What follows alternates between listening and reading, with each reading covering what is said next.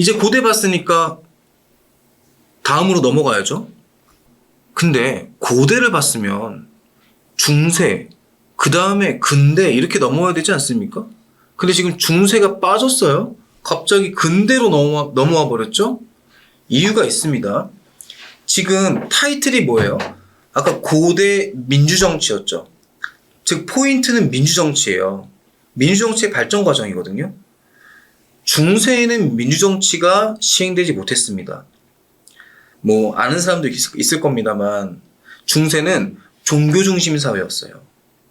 그리고 왕권보다 교황의 권한이 강했고요. 뭔가 영토와 주권의 개념도 불분명했습니다.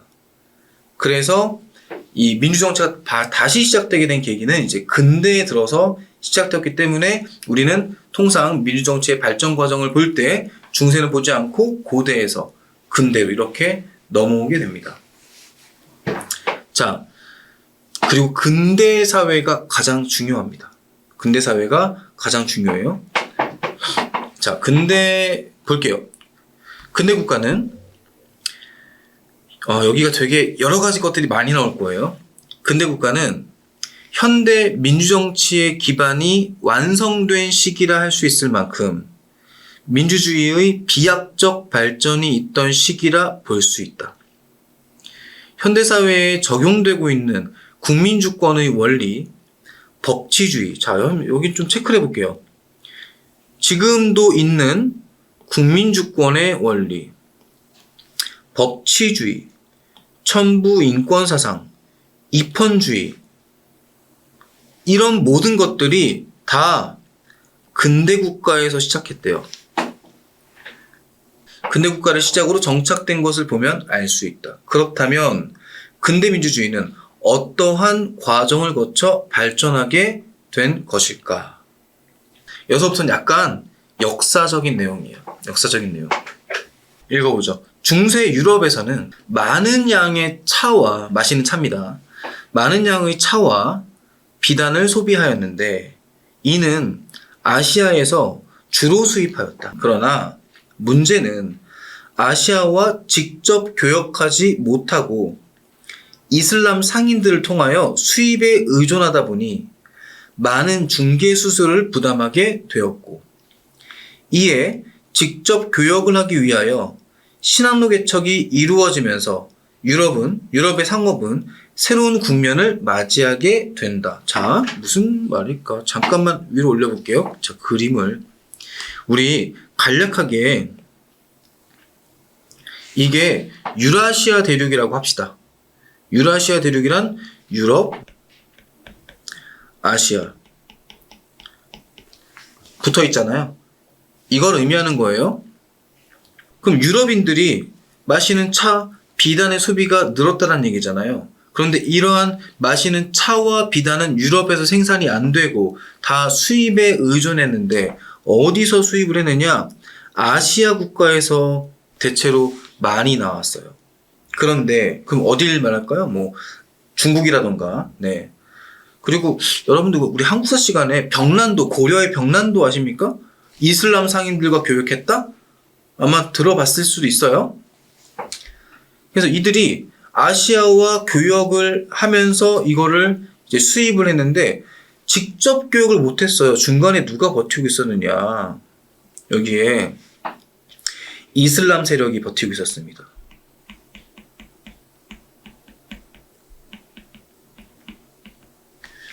그래서 이들이 여기에서 아시아로 가서 여기서 제품을 사서 유럽에다가 판 거예요. 이걸 우린 중개무역이라고 해요. 근데 이들이 그냥 뭐 유럽 사람들이 직접 오는 수고를 덜어주는 거 아니냐라고 생각할 수도 있겠지만 아닙니다. 그들이 가서 독점적으로 수입을 했기 때문에 유럽에 다시 팔 때에는 엄청난 중개 수수료를 붙였어요. 몇 배로. 그럼 이에 대해서 유럽인들은 되게 억울했겠죠? 그럼 우리가 직접 교역할 수 있는 방법이 없을까? 그러려면은 육로를 통해서 가면은 이슬람이랑 전쟁을 해야 돼요. 그럼 다른 방법은 시기가 시기인 만큼 뭐 비행기 타고 갈 수는 없잖아요. 네. 배를 타고 갈 수 있는 이제 바닷길을 개척해야 돼요. 그게 바로 신항로 개척이에요. 자, 그 내용입니다. 그래서 신항로 개척이 여기서부터죠. 신항로 개척이 이루어지면서 유럽의 상업은 새로운 국면을 맞이하게 된다. 이에 발맞춰 상인들은 막대한 부를 누리게 되었으며 이는 그들의 경제적 지위 상승에도 영향을 주게 되었다. 왜 이들이 막대한 부를 누릴 수 있게 되었을까요? 보세요. 자, 이제 신항로 개척이 이루어지면서 바스코다가마라는 사람이 인도 항로를 개척했고 콜럼버스가 신대륙을 발견을 했고 그러면서 이제 이 유럽의 이 무역의 이 항로가 그전에는 지중해 중심으로 무역이 이루어지던 것이 이제는 태평양, 즉 유럽 대륙에서 더 나아가서 직접 아시아로 갈 수도 있었죠. 아프리카도 갈 수 있었죠. 아메리카 대륙도 갈 수 있었어요. 그러면은 엄청난 물자가 들어오기 시작합니다. 그럼 당연히 상인들은 돈을 많이 벌겠죠. 심지어 막 어마어마한 양의 금과 은이 유럽으로 유입돼요. 이제 아메리카 대륙과 아프리카 대륙 이런 데서 금과 은이 막 쏟아져 들어옵니다.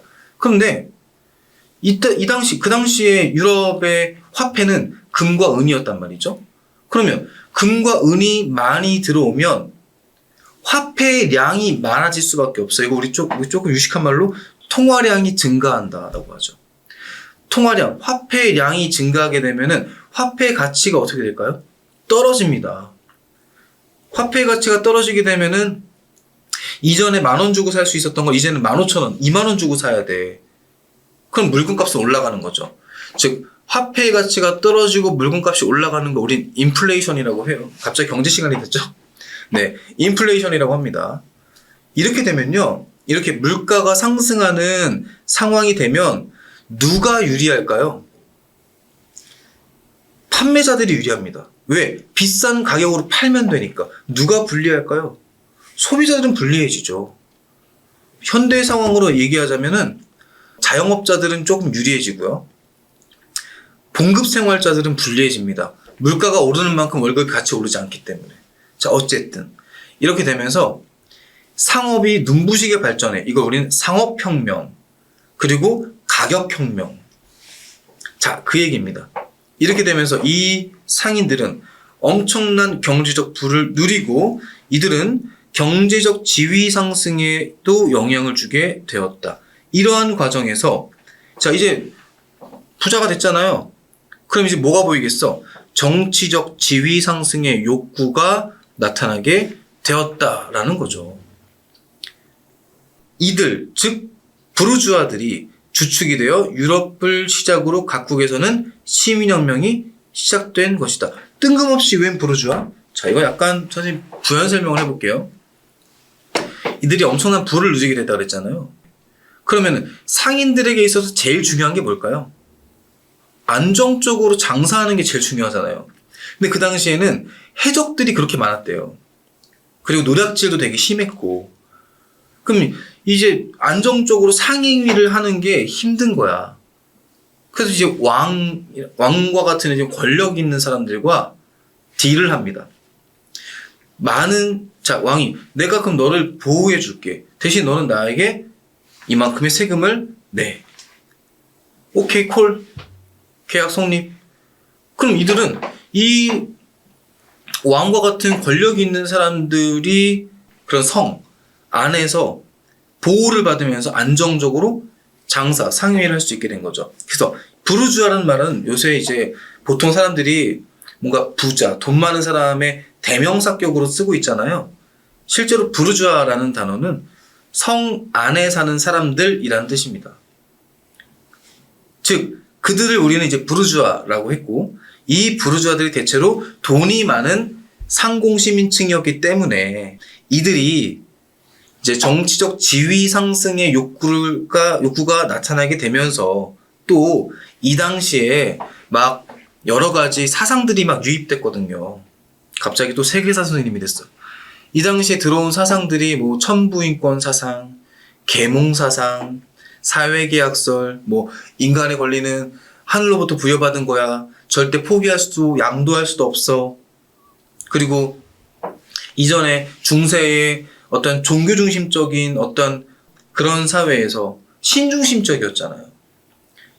그러지 말자. 우리 이제 인간 중심적으로 돌아가자. 인간이 이성을 가진 존재잖아. 이런 계몽주의, 계몽사상. 이런 것들이 막 유입됩니다. 사람들의 인식이 달라지는 거예요. 됐나요? 그렇게 되면서 이들에 의해서 시민혁명이 시작되는 거죠. 여기까지 이해되셨죠? 여기까지가 지금 보니까 너무 이렇게 길게 설명했는데요. 요 단락이 근대 시민혁명의 배경이에요. 이러한 것을 이유로 근대 시민혁명이 일어나게 되었구나를 알 수 있는 거죠. 여기까지가 배경이네요. 자, 유럽 국가 중 가장 먼저 시민혁명에 성공한 나라는 영국이다. 영국에서는 찰스 1세를 수장으로 한 왕당파와 올리버 크롬웰을 중심으로 한 의회파가 충돌한 영국 내전이 의회파의 승리로 끝나면서 청교동맹을 성공적으로 이루면서 왕정이 폐지되고 왕이 없고 국민의 대표에 의해 정치가 이루어지는 공화정이 되었다. 이게 뭔 소리냐? 우리는 이거를 다 알아야 할 필요는 없습니다. 실제로 나중에 이제 그 사탐의 정치화법 파트에 들어가서도 이걸 다 알아야 될 필요는 없지만 대략적인 말씀을 드리자면 영국은 절대 왕정 시기, 왕의 권한이 막강했던 시기에 엘리자베스 여왕 시기였어요. 근데 엘리자베스 여왕은 결혼을 안 했죠. 짐은 국가와 결혼하였다. 뭐 이런 말 했잖아요. 그럼 당연히 아이가 없을 거 아닙니까? 근데 원래 왕이라는 것은 세습되는 거잖아요. 물려주는 거잖아요. 근데 아이가 없으니까 세습해줄 아이가 없죠. 그래서 엘리자베스 여왕이 사후에 죽고 이제 왕위를 이어받은 사람이 당시에 이 스코틀랜드의 왕이었던 제임스 1세였습니다. 근데 스코틀랜드와 영국은 정치 시스템이 달랐어요. 영국은 의회가 중심이 됐던 그런 시스템이었고 스코틀랜드는 왕이 모든 걸 다 하는 전제 정치가 이루어졌던 그런 나라였죠. 그래서 이때 이 제임스 1세는 이제 혼자 마음대로 의회를 무시하고 막 정치를 합니다. 그 이후에 이제 등장한 사람이 찰스 1세예요. 근데 찰스 1세도 똑같이 그렇게 전제 정치를 하니까 이제 영국 의회에서는 이제 반발을 한 거죠. 그 내용입니다, 지금. 다시 읽어볼게요. 영국에서는 찰스 1세, 여기서부터죠. 찰스 1세를 수장으로 한 왕당파와 올리버 크롬웰을 중심으로 한 의회파가 충돌한 영국 내전이 의회파의 승리로 끝나면서 청교동맹을 성공적으로 이루면서 왕정이 폐지가 되고, 즉 왕에 의한 정치가 폐지되고, 왜냐면 찰스 1세가 처형당했거든요. 왕이 없고 국민의 대표에 의해 정치가 이루어지는 공화정이 되었다. 자, 공화정의 뜻이 요거래요. 왕은 없는데 국민의 대표에 의해 정치가 이루어지는 공화정이 되었다. 그러나 올리버 크롬웰의 독재 정치가 이루어졌고 결국 올리버 크롬웰의 사후, 이 사람이 죽고 국민들의 열망으로 왕정 복고, 다시 왕정으로 돌아왔다는 뜻이죠. 왕정 복고가 이루어져 찰스 2세가 왕으로 즉위했는데 그 뒤를 이어서 왕위에 오른 제임스 2세는, 자, 이게 여기서 살짝 또 부연 설명하자면, 아까 전에 찰스 1세 있잖아요. 찰스 1세가 또 막 전제 정치를 하는 과정에서 이때 프랑스와의 크고 작은 전쟁이 많았었어요. 그러면은 이 국가가 전쟁을 하면 돈이 많이 들잖아요.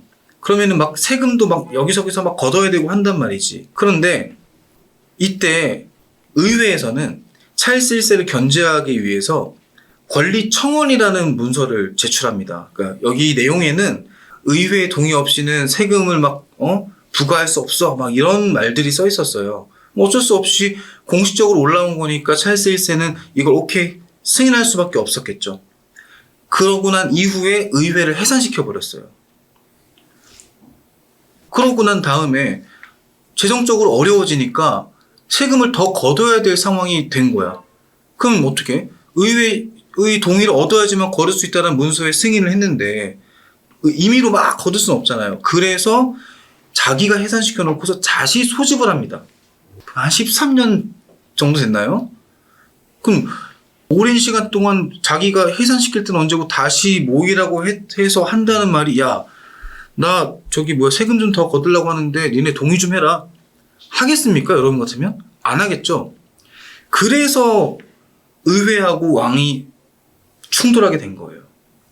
그때 이제 의회파의 수장이 크로멜, 왕당파 이렇게 해서 충돌해서 의회파가 이긴 거죠. 그리고 이때 의회파의 승리로 인해서 찰스 1세가 처형당하고 그 사건을 청교도 혁명이라고 하는 거죠. 그리고 공화정이 되었다. 그런데 이 크로멜이 집권하고 나서 이 사람이 엄청난 이 독실한 청교도 신자였거든요. 그래서 아주 강력한 청교도 윤리를 내세우면서 뭐 주말에 극장도 못 열게 하고 술도 못 마시게 하고 이렇게 막 했단 말이죠. 이런 독재를 했어요. 그러니까 국민들이 야 차라리 세금을 더 내고 말지 차라리 왕이 있었을 때가 나았던 것 같다. 이래서 왕정 복고된 거예요. 그 말입니다. 지금 다시 왕정으로 복고되었다. 그런데 그때 즉위한 사람이 거기 써있는 찰스 2세가 왕위로 즉위를 했습니다. 근데 찰스 2세는요 지금 말로 막 나대지 않았습니다. 왜냐? 앞에서 찰스 1세가 그러다가 죽은 거 봤거든요. 그런데 그 뒤에 이어서 제임스 2세가 즉위했는데 이 사람은 이제 한 단계 건너뛰었잖아요. 또 자기 마음대로 정치하는 거예요. 딱 그 얘기입니다. 지금 우리가 보고 있는 게. 자, 그럼 여기서부터 다시 보시죠. 그 뒤를 이어서 왕위에 오른 제임스 2세는 카톨릭교도로서 정치적으로 왕권 강화에 힘을 쏟게 되고 당시 개신교가 주류였던 의회와의 사이가 악화되었다. 결국 영국 의회는 당시 제임스 1세의 장녀인 메리 공주와 그 남편인 윌리엄 공에게 영국 왕으로 오를 것을 권하게 되었고 이에 두 사람이 응하여 군대를 거느리고 영국에 상륙하였다. 당시 영국군도 모두 두 사람의 편을 들어 피를 흘리지 않고 런던에 입성하였으며 제임스 2세는 프랑스로 망명하였다. 그러니까 쉽게 말하면 제임스 2세를 의회가 폐위시키고 제임스 2세의 딸인 메리와 그의 남편인 윌리엄 공을 공동 왕으로 추대했다는 소리죠. 그래서 여러분 질문. 자, 왕으로 뽑힌 메리와 윌리엄이란 사람이 그 권력이 셌을까요? 뽑아준 의회가 센 걸까요? 당연히 뽑아준 사람이 센 거겠죠. 그죠? 그리고 왜 이름이 명예혁명이냐? 여러분들이 기억해야 될 건 지금 여기서 명예혁명입니다. 명예혁명. 아무도 피를 흘리지 않았다는 얘기예요. 네. 그래서 명예혁명입니다. 자, 이 명예혁명을 토대로, 즉 제임스 2세가 폐위되고 메리와 윌리엄 공이 공동 왕으로 추대되면서 의회 중심의 국가가 된 거예요. 자, 이걸 명예혁명이라고 부른다. 자, 뒤에 읽어볼게요. 그 후 두 사람은 메리 여왕과 윌리엄 3세로 공동 국왕으로 즉위하였고 1689년 의회의 요구로, 자, 이거 중요해요. 권리장전을 선포하였다. 권리장전의 주요 내용은 왕은 의회의 의결 없이는 왕이 징병, 군사를 막 징병한다던가 법률의 폐지, 세금 징수 등을 할 수 없다는 것으로 국왕의 권력 행사에는 반드시 의회의 동의가 필요하다는 것이다. 1215년 영국의 존 국왕이 귀족들의 요구에 굴복해 서명한 대헌장 마그나카르타는 당시 귀족의 권리를 지키고 왕의 권력을 견제하고자 한 것에 그친 반면 권리장전은 국왕도 범할 수 없는 법률의 위상과 의회의 권리, 시민의 권리가 기재되었다는 점이 차이점이다. 명예혁명은 영국에서 최초로 시민사회가 성립되는 데 크게 기여했고 권리장전의 통과로 국가와 개인 간의 관계를 개인의 권리를 중심으로 정리하였다는데 의의가 있다. 내용이 뭐 되게 많은데 우리는 이렇게만 간단하게 정리하면 될 것 같습니다. 이제 상인들이 엄청난 부를 누리고 지위 향상에 대한 욕망에 의해서 각종 시민혁명이 일어났는데 영국은 이러이러한 이유로 이제 시민혁명이 나타나게 되었고 그 결과 대표적인 우리는 딴 거 몰라도 돼. 명예혁명이 일어났다. 명예혁명은 제임스 2세의 전제정치에 반발해서 일어난 혁명인데 뭐 아무도 피를 흘리지 않았다고 해서 이름이 명예혁명이더라. 그 결과 뭐냐? 권리장전이 승인되었고 영국은 명예혁명 결과 영국은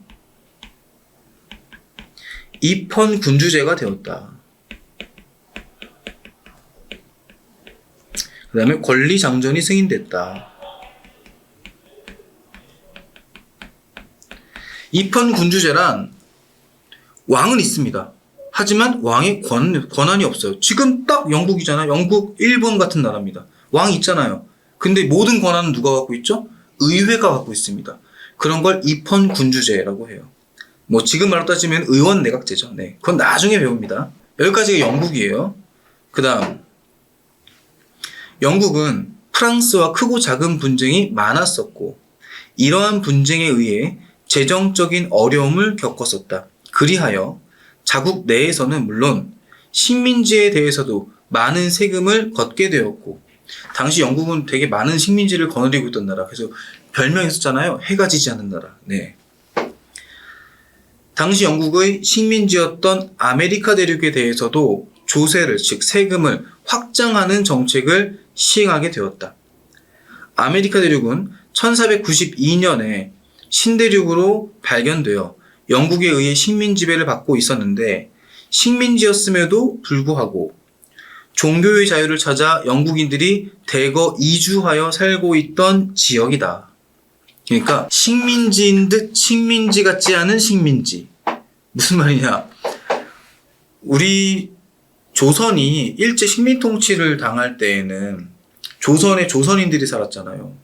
그래서 많은 억압과 그런 불합리함을 겪고 지냈죠. 근데 아메리카 대륙은 물론 원주민인 인디언들이 있었습니다만 당시 아메리카 대륙에 터를 잡고 살던 사람들은 당시 영국에서 종교의 자유를 찾아서 이주한 영국인들이었어요. 그러니까 식민지인데 거기 살고 있는 사람들은 자국민들인 거예요. 그러니까 식민지인데 식민지 같지 않은 식민지. 뭔지 알겠죠? 이어서 영국인들은 아메리카 대륙에서 13개의 주를 만들어 자치를 이루고 살고 있었던 것이다. 그러던 중 본국, 즉 영국이 아메리카 대륙에 대해 세금을 부과하자 아메리카 대륙에 살고 있던 영국인들은, 우린 이들 이제 미국인이라고 칭해도 되겠죠? 영국인들은 이에 반발하며 대표 없이 과세 없다를 주장하였고, 무슨 말일까? 왜 우리 동의 없이 마음대로 세금을 올리냐? 세금을 부과하냐? 를 주장하였고 급기야 영국 상품 불매 운동을 벌였다. 이를 본 영국은 혹을 떼려다가 혹을 더 붙인 거잖아요. 지금 세금 더 거두려고 했는데 오이씨 얘네들이 상품 불매 운동까지 했어. 그러니까 대부분의 세금 부과는 철회했습니다. 다 없애줘요. 근데 마시는 차에 대한 세금과 인지세, 각종 서류 등에 이제 부과되는 세금, 인지세는 그대로 부과하였고 이에 대해 아메리카 대륙에 살던 영국인들은 지금의 보스턴항이죠. 보스턴항에 정박해 있던 영국 상선에 인디언 복장을 하고 침입해서 차 상자를 바다에 던지는 사건, 즉 보스턴 차 사건을 일으켰고 영국은 즉각 식민지에 대한 강력한 통제 정책을 시행하게 된 것이다. 이러한 정책에 아메리카 대륙은 대륙회의, 즉 당시 13개 주에 있던 대표들이 모였습니다. 대륙회의를 개최하여 영국으로부터 독립하자, 그래서 독립을 결의하고 독립선언문을 발표했으며 대륙회의를 개최하고 독립선언문을 발표했대요. 추후 미국의 초대 대통령이 되는 조지 워싱턴을 총사령관으로 하여 독립전쟁을 수행합니다. 우리가 영국으로부터 독립하자. 이를 통해 독립을 쟁취한 아메리카 대륙, 즉 미국은 왕정 대신, 자 이게 결과네요. 독립의 결과 대통령제를 최초로 도입했어요. 그리고 아까 우리 배웠죠? 몽테스키에라는 사람이 주장한 삼권 분립을 운영체제로 삼았습니다. 또 독립선언문의 내용을 기초로 한 최초의 민주공화국으로 성립하게 되었어요. 독립선언문에 있는 내용은 다음과 같다. 모든 정부의 정당한 권력은 통치를 받는 사람들의 동의에서 생겨났다는 것. 어떤 형태의 정부이든지 만일 그 설립 목적을 침해하게 되면 그 정부를 개혁하거나 폐지하여 민중의 안녕과 복지를 가져올 수 있다고 생각되는 정부를 수립하는 것이 진정 국민의 권리라는 것을 믿는다. 독립선언문의 일부 내용이라고 합니다. 뒤에 읽어보죠. 미국의 독립전쟁이 성공할 수 있었던 것에는 물론 미국인들의 노력이 가장 컸다는 것은 자명한 사실이지만 프랑스의 도움도 간과할 수 없었다. 프랑스는 영국이 아메리카 대륙을 지배하고 있다는 것에 대해 항상 불만과 부러움을 가지고 있었고, 그러니까 이거잖아요. 영국이랑 프랑스란 나라는 참 항상 평상시에는 둘이 티격태격해요. 그런데 나쁜 짓 할 때는 둘이 같이 힘을 합치는 것 같아. 이 당시에도 크고 작은 전쟁이 되게 많았다고 했잖아요. 그러니까 프랑스는 이게 되게 배가 아팠던 거예요. 이 아메리카 대륙을 영국이 식민 통치하고 있던 것에 대해서. 그래서 호시탐탐 미국, 즉 아메리카 대륙을 노리고 있었어. 근데 아메리카 대륙을 먹으려면 영국과 전쟁에서 이겨야 될 거 아닙니까? 그런데 이 미국이 독립하겠다고 막 움직이고 있잖아. 이 귀염둥이들. 그럼 내가 도와줘야지? 하고서 미국의 독립전쟁 할 때 프랑스가 도와준 거예요. 지금 그 얘기를 하고 있는 겁니다. 그래서 그러던 찰나, 여기서부터죠. 아메리카 대륙이 독립을 하려고 한다는 소식은 프랑스 입장에서는 희소식일 수밖에 없었던 것이다. 프랑스는 이 전쟁을 도와 독립을 시키고 아메리카 대륙을 지배하려는 야욕을 가지고 있었다. 결과적으로 미국은 독립을 했지만 프랑스는 이 전쟁에 참여하면서 재정은 파탄에 이르게 되었다. 가뜩이나 영국이랑 크고 작은 전쟁 때문에 재정적으로 어려워졌는데 미국 독립전쟁까지 도와줬어. 그 독립을 시켰어. 그랬더니만 재정이 파탄난 거야. 그 나중에라도 먹을 수 있었나? 아니야. 미국이 지구 짱이 됐어요. 네. 이어서 읽어보죠. 당시 프랑스의 왕은 우유부단하기로 유명한 루이 16세였으며 이는 3부회, 즉 1신분인 성직자, 2신분인 귀족, 3신분인 평민들의 대표들을 모아 회의를 개최했습니다. 이 회의 내용이 뭐였냐? 야, 지금 우리 재정적으로 너무 어려워. 그런데 너희 귀족이랑 성직자 니네는 세금 안 내잖아. 니네도 앞으로 좀 내는 게 어떻겠니? 이거 좀 결정해보자 해서 1신분의 대표, 2신분의 대표, 3신분의 대표 자 모아. 우리 회의 한번 해보자. 이게 3부회예요.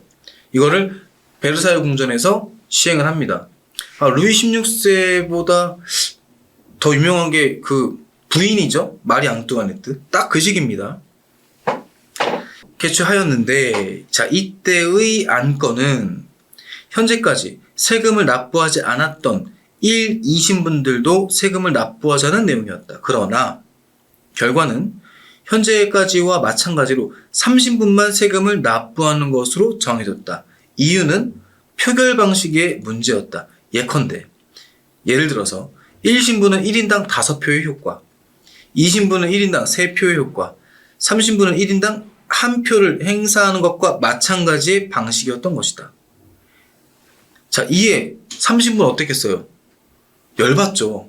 이에 분노한 3신분은 베르사유 궁전에 있던 테니스 코트에서 국민의회를 결성하고 혁명을 시작하게 된다. 이 과정에서 인권선언이 발표되고 바스티유 감옥 습격 사건을 계기로 혁명은 과격해지며 프랑스 전 지역으로 확산되게 되었다. 이걸 우리는 프랑스 혁명이라고 합니다. 인권선언의 내용을 간단히 보면 다음과 같다. 1조. 인간은 권리에 있어서 자유롭고 평등하게 태어나 생존한다. 사회적 차별은 공동 이익을 근거로 해서만 있을 수 있다.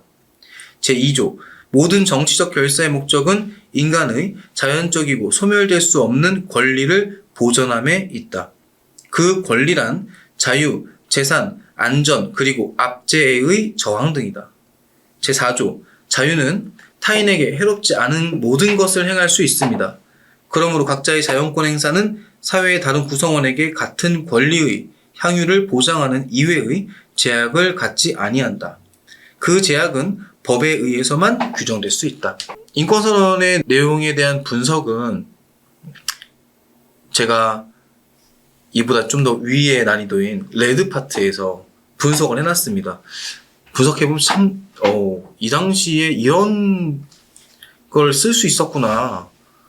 대단해요. 지금 우리 헌법이 프랑스의 인권선언을 상당히 많이 이어받았어요. 자, 이어서 이렇게 대표적인 시민혁명을 계기로 서구 유럽 사회는 인권의 의미가 확고히 자리 잡게 되었으며 개인주의와 자유주의가 전 유럽으로 여기가 빠졌군요. 유럽으로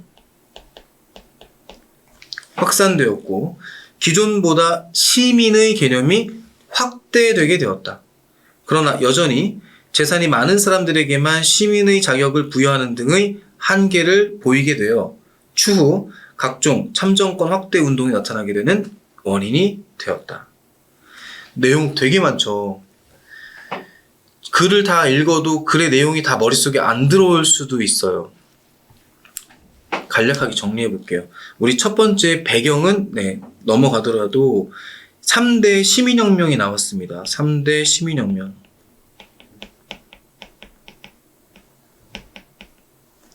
첫 번째 영국. 영국은 시민혁명이 성공하게 되면서 입헌 군주제가 도입되었죠. 그리고 권리장전이라는 문서가 승인되었죠. 그 다음에 미국은 영국으로부터 독립하는 과정에서 최초의 민주공화국이 수립되었고요. 그 다음에 대통령제가 도입되었고요. 그 다음에 삼권분립 도입했죠. 그 다음 문서로는 독립선언문. 그 다음 세 번째 프랑스는요. 인권선언이 등장했죠. 결과 자, 전 유럽의 시민의 범위가 확산되었죠. 그리고 자유와 평등의 이념이 확대됐어요. 그러나 한계가 있었죠. 그 한계가 바로 재산이 많은 사람들에게만 시민의 자격을 부여하는 한계. 즉 여기서 말하는 재산이 많은 사람들 앞에서 나왔던 부르주아들입니다. 그들의 주도로 혁명이 이루어졌기 때문에 그들만 정치에 참여할 수 있게 된 거예요. 여기에 자극받은 사람들이 이제 운동을 한 거죠. 그게 바로 각종 참정권 확대 운동이에요. 여기까지입니다. 자, 뒤에 문제를 볼게요. 조금 빠르게 보죠. 자, 다음은 대표적인 시민혁명에 관한 가상의 신문 기사이다. 이들의 공통점으로 가장 적절한 것은 땡땡신문, 권리장전 승인, 새로운 시대 개막. 이거 언제예요? 영국의 명예혁명이죠? 그 다음에 대표 없는 곳에 과세 없다. 그 다음 이건 독립혁명이죠? 미국의 인권선언 채택, 제3신분의 승리. 이거는 프랑스 혁명이죠? 자, 1번. 국왕에 대한 의회의 우월성을 인정하였다. 이건 어디만? 영국만. 공통점을 고르는 겁니다. 이번에 삼권 분립을 바탕으로 민주공화국을 수립하였다. 이거는 잘 써줄게요. 이건 영국이고요. 이거는 미국이죠. 그 다음에 삼권 분립, 3번에 보통선거 실시로 대중이 정치에 전면에 등장했다. 보통선거는 현대에 들어서 정착됩니다. 4번에 국민의 기본권 보장에 의해 정부의 권한이 크게 확대되었다. 정부의 권한이 크게 확대됐다? 아니죠. 정부의 권한과는 상관없이 국민의 기본권 보장을 위해서 정부, 지금의 행정부의 권한이 크게 확대됐다? 전혀 무관한 내용입니다. 5번, 자유와 평등에 기초한 근대 민주정치 형성의 계기가 되었다. 이게 정답이죠. 딱 정답이 손들고 있잖아. 나야 알아. 이렇게. 2번, 다음은 프랑스 인권선언의 일부이다. 옳지 않은 것.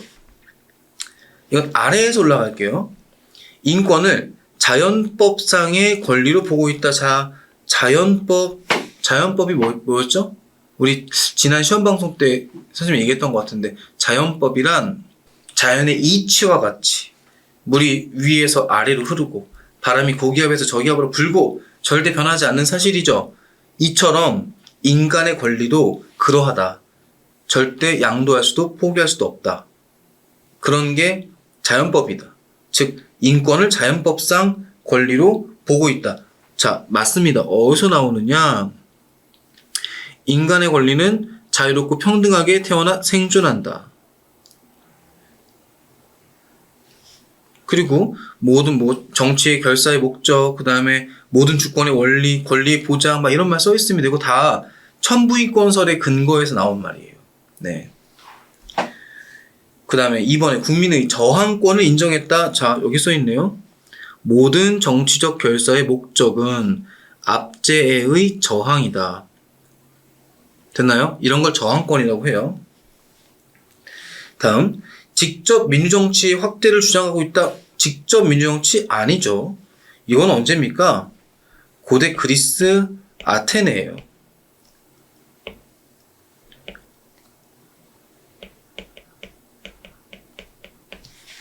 근대사회에서는 간접민주주의죠.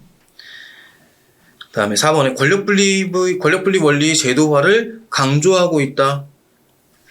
제16조에 나왔네요. 권력의 분립이 확정되지 않은 사회는 헌법을 갖고 있다고 할 수 없다.